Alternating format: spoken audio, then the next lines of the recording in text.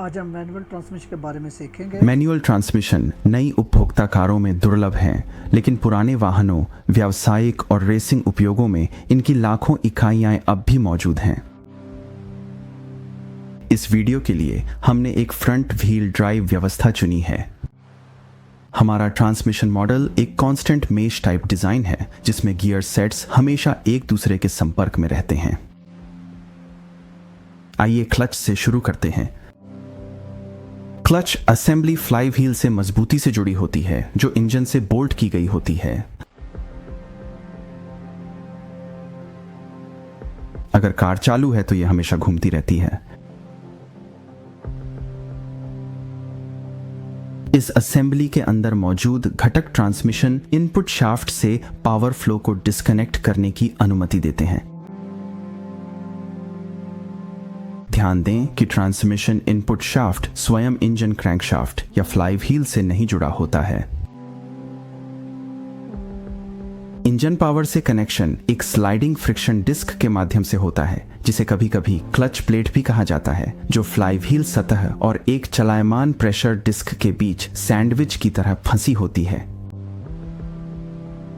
Clutch plate assembly transmission input shaft से स्प्लाइंड होती है, लेकिन आगे पीछे स्लाइड कर सकती है। जैसे ही ड्राइवर क्लच पैडल छोड़ता है, प्रेशर डिस्क धीरे धीरे सभी चीजों को एक साथ दबाती है, जिससे इंजन पावर से स्मूथ कनेक्शन होता है। पावर डिलीवरी को और भी स्मूथ बनाने के लिए क्लच प्लेट में एक इनबिल्ट डैम्पिंग सिस्टम होता है। Friction plate transmission input shaft पर फ्रीली मूव करती है। पावर डिस्क से डैम्पिंग स्प्रिंग्स के माध्यम से प्रवाहित होती है, जो एक घूमने वाली टॉप प्लेट पर दबाव डालती हैं, जिसका सेंटर ट्रांसमिशन इनपुट शाफ्ट से स्प्लाइंड होता है। स्प्रिंग्स लगातार वाइब्रेशन या पावर फ्लो में आने वाली अन्य संभावित हानिकारक गड़बड़ियों को अवशोषित करते रहते हैं। अब आइए देखें कि प्रेशर प्लेट कैसे मूव करती है। प्रेशर प्लेट एक विशेष डायाफ्राम स्प्रिंग से जुड़ी होती है। यही मजबूत स्प्रिंग स्वाभाविक रूप से प्रेशर प्लेट को फ्लाई व्हील से दबाकर रखती है। बाहरी कवर में हुक होते हैं, जो डायाफ्राम स्प्रिंग को मजबूती से अपनी जगह पर रखते हैं और एक फुलक्रम का काम करते हैं। प्रेशर प्लेट और कवर से जुड़े सहायक लीफ स्प्रिंग्स भी होते हैं। क्लच फोर्क डायाफ्राम स्प्रिंग के केंद्र में स्थित होता है। जैसे ही क्लच फोर्क घूमता है, यह रिलीज या थ्रो आउट बेयरिंग पर दबाव डालता है, जिससे डायाफ्राम स्प्रिंग के अंदरूनी प्रोंग्स दब जाते हैं, जिससे इसकी बाहरी किनारी और उससे जुड़ी प्रेशर प्लेट ऊपर उठ जाती है। आइए इस मूवमेंट को कुछ और बार देखें। क्लच फोर्क एक लीवर की तरह काम करता है, जिसका फुलक्रम पॉइंट ट्रांसमिशन केस की अंदरूनी सतह पर होता है। इसे एक हाइड्रोलिक एक्ट्यूएटर द्वारा संचालित किया जाता है, जिसकी लाइनें क्लच पेडल तक जाती हैं, जिसमें अपना हाइड्रोलिक एक्ट्यूएटर और फ्लूइड रिजर्वायर होता है।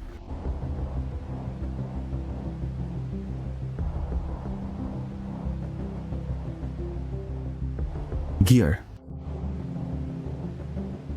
हर स्पीड के लिए एक गियर सेट होता है, ताकि इनपुट स्पीड आउटपुट स्पीड से अलग हो सके। इस कांस्टेंट मेश ट्रांसमिशन में स्पीड गियर्स हमेशा आपस में जुड़े रहते हैं। इनमें तिरछे या हेलिकल कट दांत होते हैं, जिससे ऑपरेशन शांत रहता है। रिवर्स गियर सेट को इसके सीधे दांतों के साथ देखें। यह ट्रांसमिशन रिवर्स में एक जानी पहचानी गियर की घरघराहट की आवाज करेगा।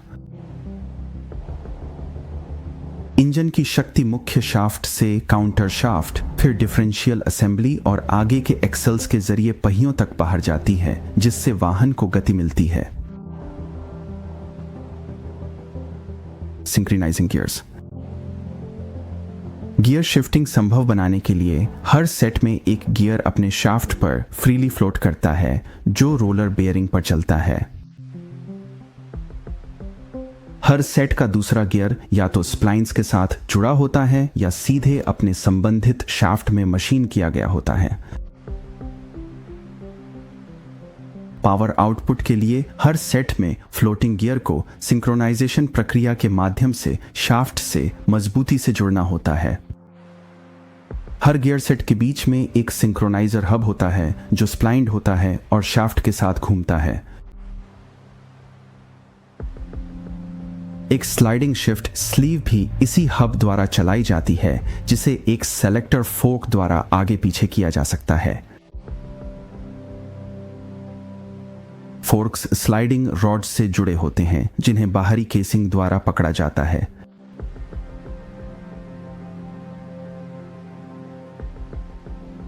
गियर चयन के दौरान फोर्क स्लीव को इच्छित गियर की ओर ले जाता है। एक ब्लॉकर रिंग स्लीव और गियर के बीच में बैठती है। ब्लॉकर रिंग का काम है कि वह सब कुछ एक ही गति से घुमाए और सिंक्रोनाइजेशन के प्रयास के लिए सब कुछ लाइन में लाए, या अगर सिंक्रोनाइजेशन संभव न हो तो आगे की गति को रोक दे किसी भी कारण से। हब में 3 सिंक्रोनाइजर कीज के लिए स्लॉट होते हैं जो ब्लॉकर रिंग को घुमाते हैं, लेकिन इतना खेल छोड़ते हैं कि जैसे ही स्लीव के दांत पास आते हैं ब्लॉकर रिंग तुरंत अपने आप को समायोजित कर सके। शिफ्ट स्लीव के आंतरिक दांत इस तरह से बने होते हैं कि वे कीज को धक्का देते हैं, जो बदले में ब्लॉकर रिंग को गियर के खिलाफ दबाते हैं। रिंग की अंदरूनी सतह शंक्वाकार होती है और इसमें उभार होते हैं जो शंक्वाकार गियर सतह के साथ एक छोटे क्लच की तरह जुड़ जाते हैं।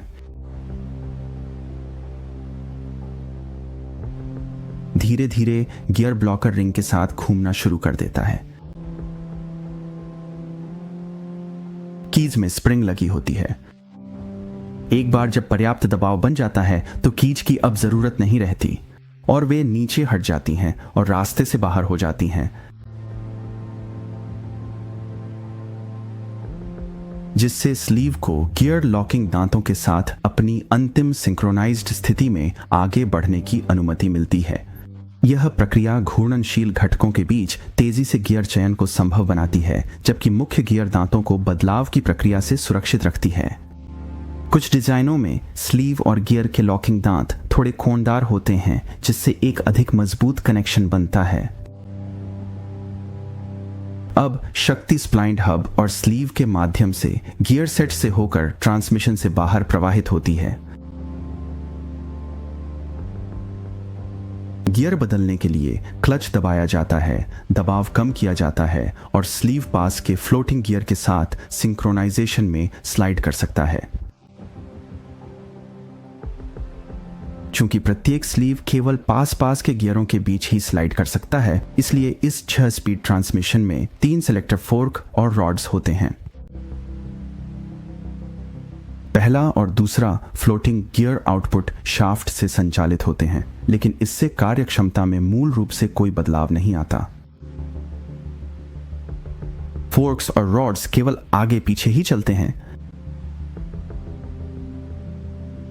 जैसा कि शिफ्ट चेंज असेंबली द्वारा निर्देशित किया जाता है।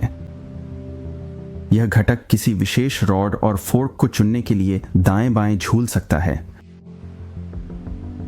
और एक बार चयनित होने के बाद एक धातु की टैब फोर्क को एक दिशा या दूसरी दिशा में धकेलती है।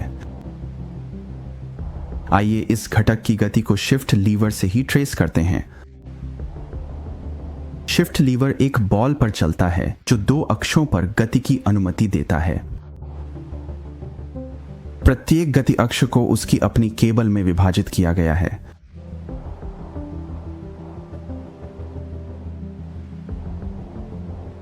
ये केबल कुछ हद तक साइकिल ब्रेक केबल्स की तरह काम करती हैं, जो स्टिक की गति को ट्रांसमिशन तक पहुंचाती हैं। दूसरे सिरे पर केबल्स एक रॉड से जुड़ी होती हैं जो ट्रांसमिशन केस से बाहर निकलती है। यह रॉड ऊपर नीचे चल सकती है या अलग अलग केबल इनपुट के आधार पर घूम सकती है। इस रॉड के दूसरे सिरे पर एक विशेष रूप से डिजाइन किया गया हिस्सा जुड़े हुए घटकों को दाएं बाएं झुलाने या धातु की टैब को आगे पीछे स्लाइड करने के लिए हिलाता है। Reverse gear. रिवर्स गियर के पास अपनी अलग रॉड और सिलेक्टर फोर्क होती है।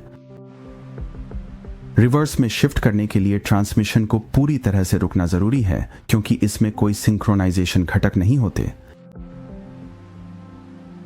सिस्टम में तीसरा आइडलर गियर जोड़ने से अंतिम आउटपुट उलट जाता है। तटस्थ। जब तटस्थ स्थिति में कोई गियर चयनित न हो और क्लच लगा हो, अर्थात क्लच पेडल दबाया न गया हो, ट्रांसमिशन इनपुट शाफ्ट घूमता है, लेकिन चूंकि कोई गियर सिंक्रोनाइज नहीं है इसलिए ट्रांसमिशन से कोई शक्ति प्रवाहित नहीं होती है। तेल। तेल केस के निचले भाग में रहता है और स्नेहन के लिए गियर पर छिड़का जाता है।